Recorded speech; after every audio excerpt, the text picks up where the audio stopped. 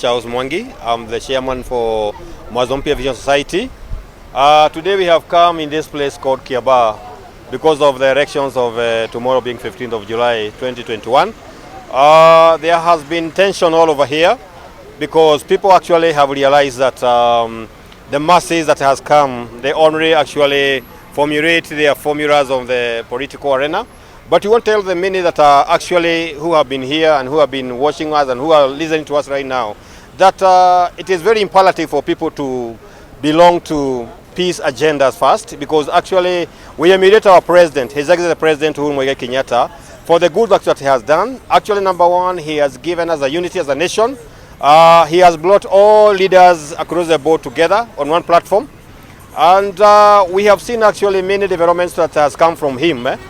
So we have peace actually even Kiambaa right now. I see peace. I see women trading. I see border people doing their own business. I see women and men of all caliber in this place. Actually they are conducting their services very well. But we have one message for them, that come tomorrow 15th, we want them to actually wake up early in the morning and go exercise their voting democratically. Choose the leader that you want. Because the leader you want, if he wins, it will be good. If he loses, it will be good. Why? Because we are one country, one people, one nation. So our message actually, as you can see from our banners here, we are all uniting Kenyans in a peaceful environment. That is our mission. IBC should conduct this election in a peaceful way, whereby they have to take the ground, because actually they are the one to do the counting.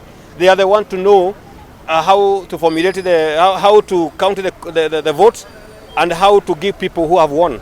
So there will be no problem with them, because I know actually number one, they are professionals and that is their work. So let us give IBC their work. The people who are working in Kiambaa, if you wake up very early in the morning, you go to your polling station and then you cast your vote.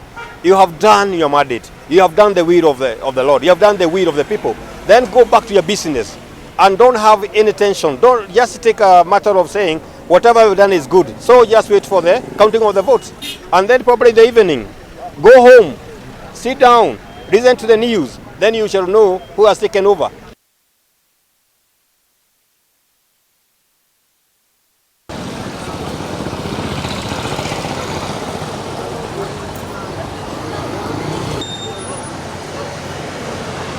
We have noticed police barriers being erected in different places. We do not understand why that has suddenly turn of events has allowed this to happen. This looks like a trend we noticed in Ruto, when in the morning of the voting day, many police officers used barricades questioning people, a situation that is not attendant to a normal day in Kiambaa. We request you, there is no one fighting in Kiambaa. Tafadhali sana, don't bring in unnecessary aggression or unnecessary kuchokoza watu. Msichokoze watu wa Kiambaa tafadhali. Remove those police barriers, allow people to walk freely to the polling centers and to exercise their right to vote. To just make sure that IBC is properly prepared for tomorrow, and we are happy with the kind of preparations that we have seen being undertaken by IBC, and we have full confidence with what IBC is doing. Secondly, we want to categorically deny any insinuation that there will be violence. Absolutely, there will be absolutely no violence. Maybe for those who are perpetuating that kind of violence, maybe they are the ones who are trying to plan and do the same, because it happened in Nakuru, Ladan Ward, and we knew exactly what they did. Our opponents focused on our strongholds and they caused violence in that area to try and scare, and especially the old-aged voters. We are giving warning, of course, to any person who is thinking that they can cause mayhem so that they can scare away our voters. We have the confidence We have done our homework. We know for sure that our candidate is the best candidate. We know for sure that we have the best party, and we know tomorrow the Kiambaa people will pronounce themselves through the ballot in a free, fair election that will be conducted by IEBC. So our opponents, of course, they are going around with all manner of reasons, saying that there will be all agents from different places, all that. We are confident that we have the best candidate. We know that we are prepared for tomorrow, and the Kiambaa people will triumph tomorrow. We've organized ourselves as members of Jubilee, and in every polling center we are going to have a member of parliament who is going to be helping to make sure that everything goes well. Also to ensure that we do not have people from this other side. We've seen what they have done in the past, where they come as members of parliament to intimidate the security forces, to intimidate the agents. So what we have done is ensure that in every one of the 34 polling centers we have a member of parliament who is going to be there from the Jubilee party to ensure that that issue of members of parliament from UDA coming to intimidate our supporters does not occur. We also want to just urge our competition to stop getting scared. Just listening to them, watching what they have been saying over the last couple of days, you get a feeling of people who are now running on fear. This is just a competition. We will run this competition tomorrow. I'm sure we're going to have an amazing by-election tomorrow, peaceful. We will get the winner.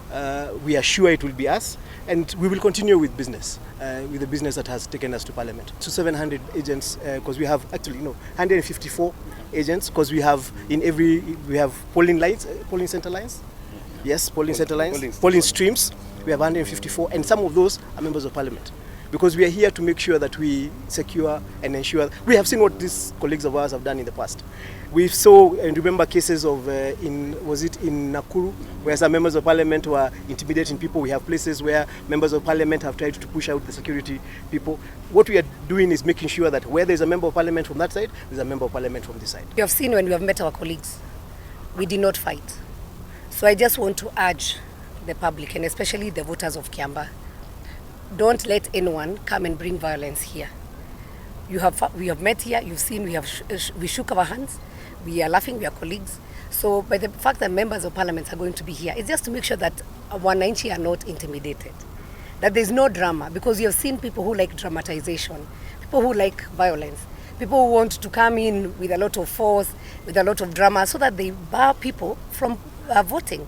So all we want to say is that hata sisi kesho tutakuwa chonjo, tuko, and we'll be here not to intimidate anyone, but for people to see if I can be here and my other colleague on the other side, we are together and we are not fighting. So why should you fight? Why should you be afraid? Definitely the sub-county headquarters, and this is where the sub-county commander is, and the officer commanding the station, to express our concerns on a number of things which we have already reported to the police through the area OCS, who have been peddling fear to the people that they will be forced in one way or the other to elect somebody through chiefs and through the police. The police have been very positive that they will not allow the institution of the police force to be misused by anybody within the state or outside of the state.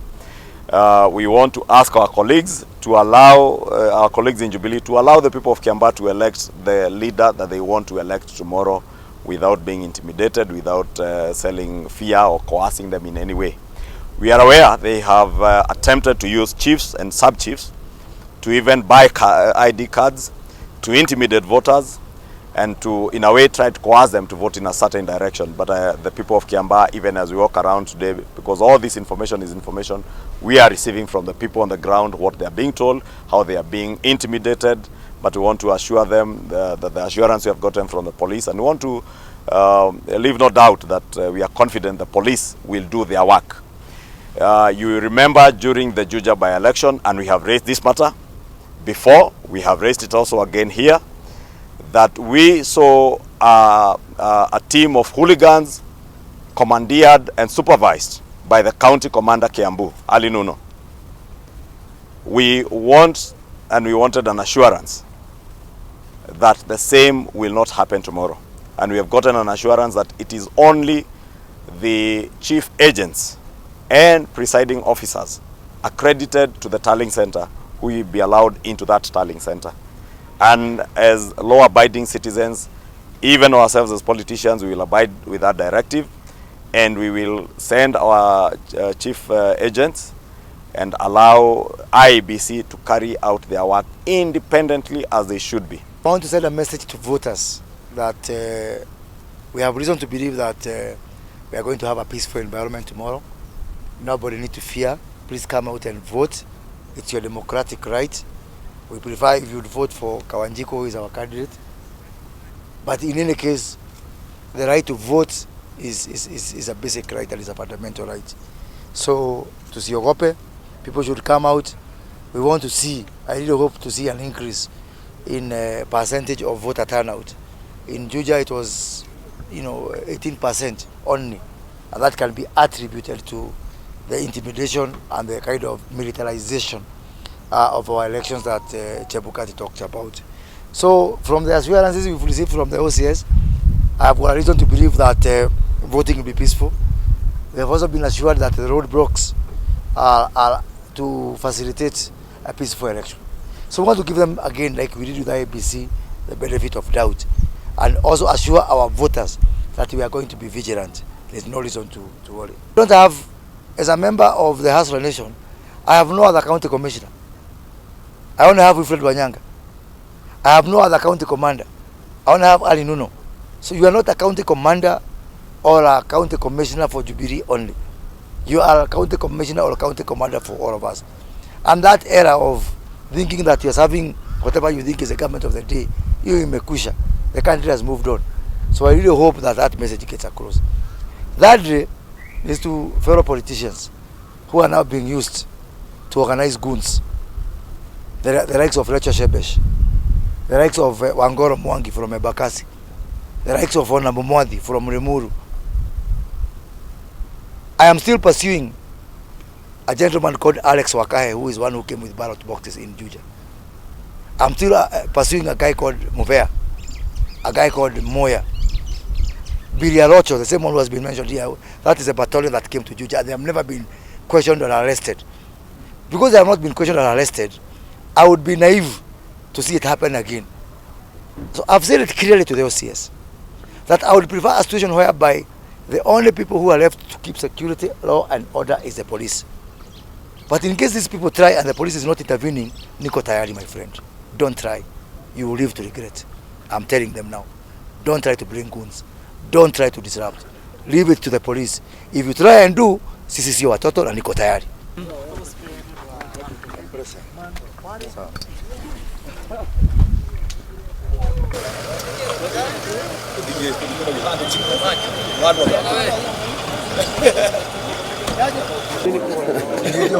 No serious.